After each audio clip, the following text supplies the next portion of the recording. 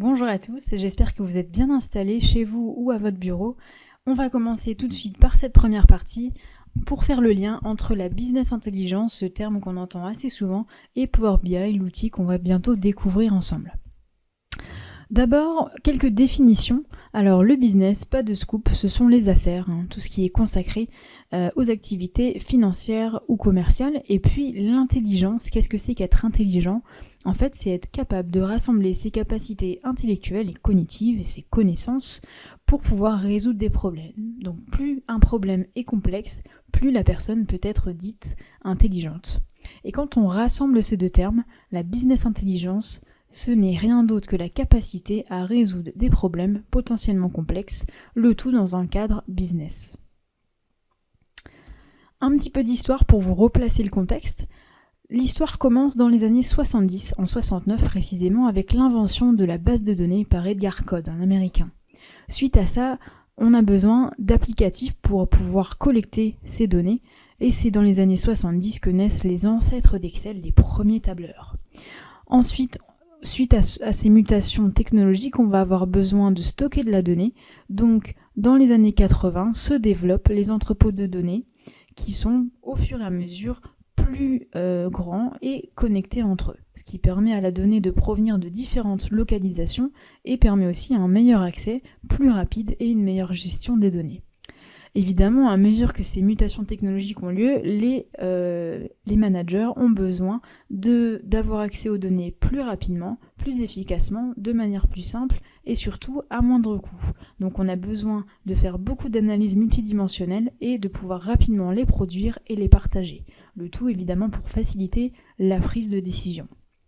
C'est pour ça que dans les années 90, donc en 89, le terme BI, Business Intelligence, est défini par Howard Dresner, un autre Américain.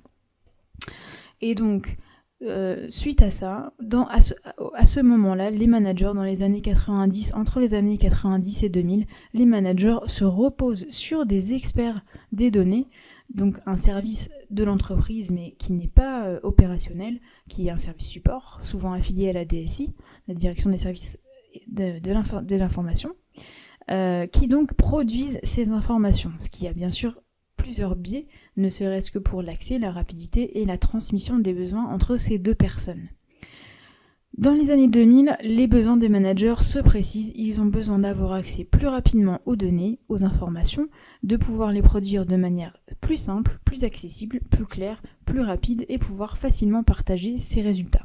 Donc les besoins d'accessibilité de l'information au niveau des managers grossissent et vont amener les éditeurs à produire des solutions qui, petit à petit, donnent la main aux managers pour produire, pour extraire des informations à partir d'une grande quantité de données et limiter, si possible, le rôle des experts qui jouent un rôle beaucoup plus précis, mais les managers souhaitent vraiment avoir la main sur cette production d'informations. Donc Power BI, c'est vraiment le fruit d'un héritage. Quand on regarde les projets Microsoft, des années 80 avec la naissance des premiers tableurs jusqu'en 2014, la naissance officielle de Power BI, on a un certain nombre d'étapes qui sont le reflet des mutations de la société et des technologies, des mutations organisationnelles et quelque part tout ça c'est une part de notre histoire assez récente. Donc Power BI, on peut dire que ça rassemble le meilleur d'Excel, des tableurs classiques avec quand même de l'intelligence associée et des solutions de statistiques analytiques plus poussées chez Microsoft de type Microsoft SQL Server. Donc l'objectif, c'est vraiment de mettre à disposition des managers des solutions pour qu'ils puissent produire eux-mêmes leurs informations à partir d'une grande quantité de données. Le tout sans nécessité de formation spécifique, nécessitant l'intervention d'experts en données. Un petit point sur le positionnement sur le marché. Microsoft Power BI, pour la 11e année consécutive, a été défini par Gartner, le cabinet Gartner, comme étant un des leaders mondiaux de la business intelligence. Ce n'est pas très étonnant étant donné les budgets R&D et l'orientation stratégique forte donnée par Microsoft à ce type de segment de marché.